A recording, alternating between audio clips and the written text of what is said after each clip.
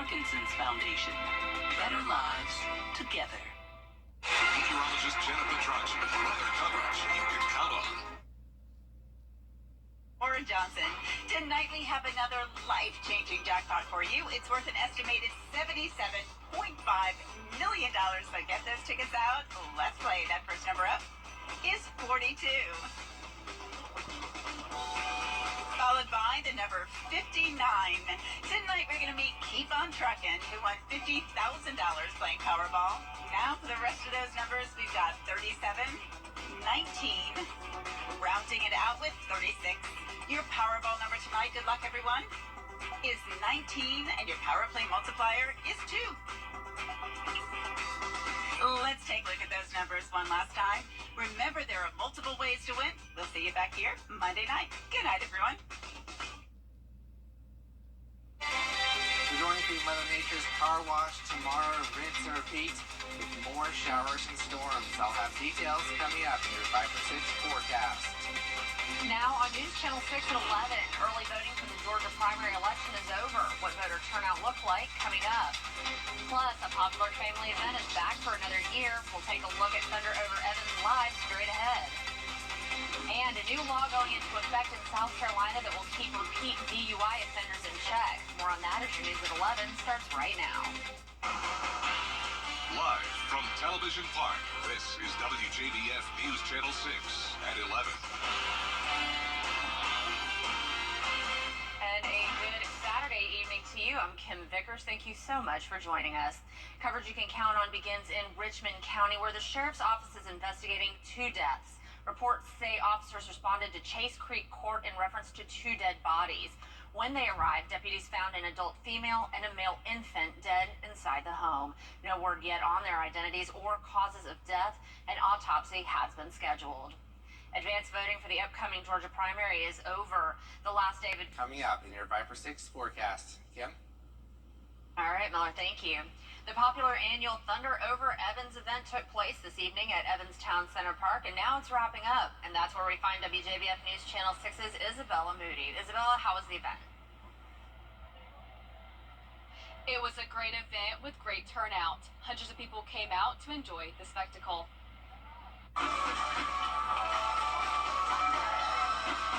Many people come to Thunder Over Evans as a family tradition each year. With events like a military salute, having bands come out and play, and a firework and drone show, there is something fun for everyone. Except for COVID, we try to come out. She loves to entertain the kids, and the kids seem to love her. When we came out, we watched the weather. Obviously, her safety is paramount. So the weather was passing through. The big storm clouds left us, so it should be a great event tonight. Despite the threat of weather, many people I spoke to say that wasn't going to stop them from coming out and enjoying the event. We saw them arrive at about 11 a.m., which is pretty funny since the event doesn't start until 6 p.m. So gates open at 5, but really that's for people that want to buy food or buy beer or whatnot. So people do get here and they stake their grounds. We kind of look at it almost like the golf tournament where you want to come in and put your chairs in and get your spot.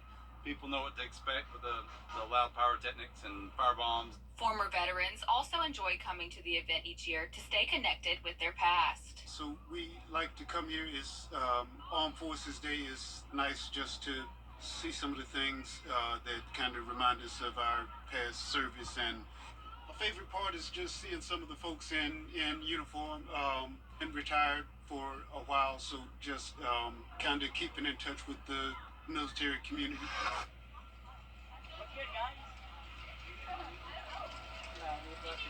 Thunder Over Evans is just now ending with people waiting out the traffic.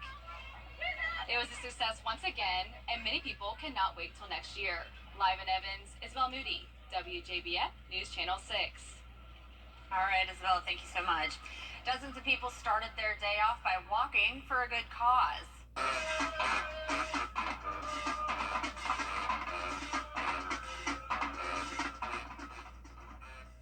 Check that out. Today, the Glen Hill Spartans band kicked off the annual Walk to End Lupus. The rain didn't stop the band or the participants. The event was held at Glen Hills High School's track in Augusta. More than 5 million people in the U.S. have some form of lupus. This fundraiser brings in money for research as well as financial assistance, support groups, education, and awareness for people living with lupus. And for the second year in a row, the Harlem High School varsity baseball team comes home as state champions. When the bus rolled back into town this afternoon, it was met with applause. It was full of people celebrating the team's victory. During that celebration, Coach Jimmy Lewis was surprised by an announcement that the Harlem High School baseball field may soon be called the Jimmy Lewis Field in his honor. If you are a coach in good standing, when you retire, you can continue to coach. That's how he's been able to continue to coach as head coach. And so it's an awesome thing. He's met all the criteria, and there's no more deserving person. Now the renaming isn't official until the school board's official vote on May 28th. Kara Goldstein will have more on Harlem State win a little later on in sports. And a new law goes into effect this weekend designed to crack down on drinking and driving in South Carolina. The law, dubbed the All-Offender Law, requires ignition interlock devices to be installed in the vehicle of anyone convicted of driving under the influence. An IID works like a small breathalyzer. If it detects alcohol, it stops the vehicle from starting. The program requires convicted drivers to have an IID in any vehicle they use. Advocates say this is a step forward for South Carolina, as this state currently has one of the highest rates of drunk driving in the country. For the first time in 9 years, we can tell the people of South Carolina our DUI laws are about to get tougher. Think even harder about the decisions that you make before getting the wheel after doing anything that will impair your driving. And again, it's been a long time coming for us to be able to say that. The new law goes into effect tomorrow. An event space in Pickens, South Carolina is facing backlash for hosting a party that featured a drag performance.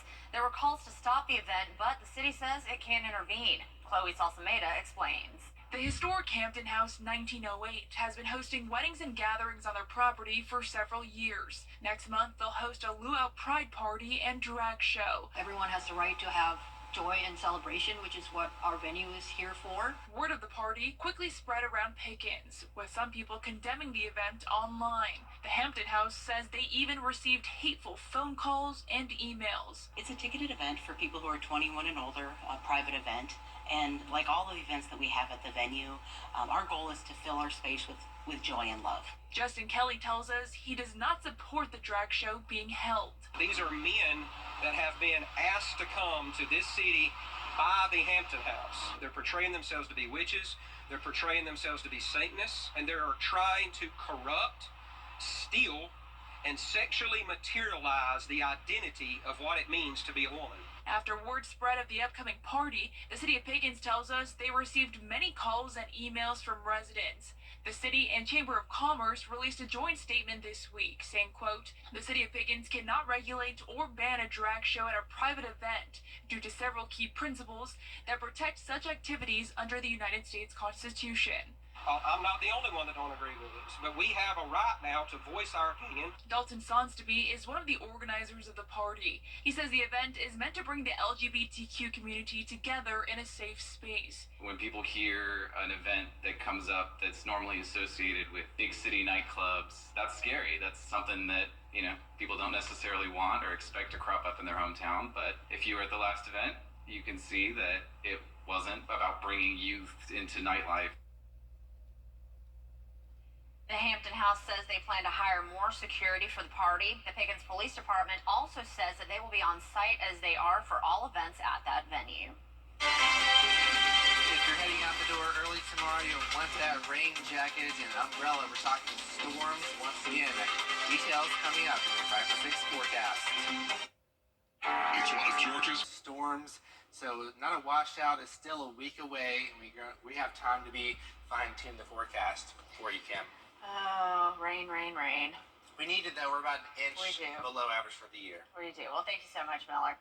All right, and coming up, another tourist arrested in Turks and Caicos. We'll have these details when we return. But first, the winning numbers for tonight's South Carolina lottery are pick 3, 162, and the pick 4 winning numbers 2832. The fireball is 0, The Palmetto Cash 5 numbers 7, 10, 17, 32, and 36.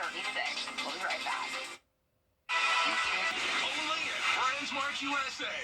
The WJBF Live Viper 6 Skyview Network is sponsored by Terry Lambert Hyundai. Low prices, big selection, and committed to quality customer service. A Florida mother is pleading to be released from Turks and Caicos after facing charges for rounds of ammunition authorities say they found in her carry-on bag. Sharita Greer is just the latest American to be detained in the islands. Morgan Norwood has the details. Tonight, a Florida mom describing the moment she became the 5th American tourist detained in Turks and Caicos after authorities say they found illegal ammunition in her luggage. I didn't know what was going to happen because I couldn't believe they was in it. 45-year-old Sharita Greer speaking with ABC affiliate WFTV via FaceTime. She's now charged with ammunition possession and facing a minimum 12-year prison sentence. Greer, a registered gun owner, says she and her daughter went through what was supposed to be a routine luggage search at Howard Hamilton Airport ahead of their return flight to Orlando.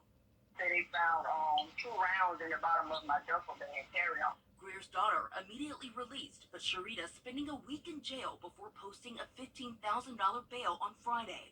Greer must remain on Turks and Caicos and check in with police weekly until her July court date. 2 years ago, Turks and Caicos hardened their gun laws following a wave of gun violence and weapons trafficking, banning civilians from carrying guns and ammunition and imposing harsher punishment. 5 American tourists have been arrested since February, when a ruling by the Court of Appeals required some amount of prison time. Tonight, the governors of Oklahoma, Virginia, and Pennsylvania asking Turks and Caicos to reconsider the charges against their residents and expedite the release back to their respective states and families as soon as possible. And the former Prime Minister of Turks and Caicos is defending what some have described as harsh punishment for these types of crimes. In a local newspaper, she points out that her country has experienced violent crime and says deciding to do what is just is not always easy. I'm Morgan Norwood, ABC News, New York.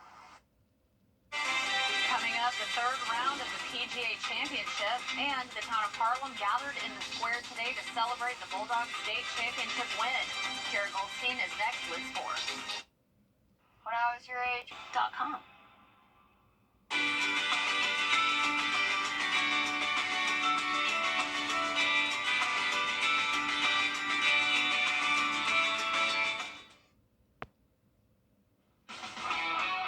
WJBF sports coverage you can count on.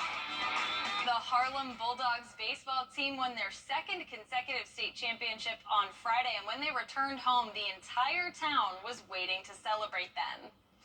Nothing was going to keep these fans from celebrating their team on Saturday as they gathered in the Harlem Plaza to welcome the boys off the bus.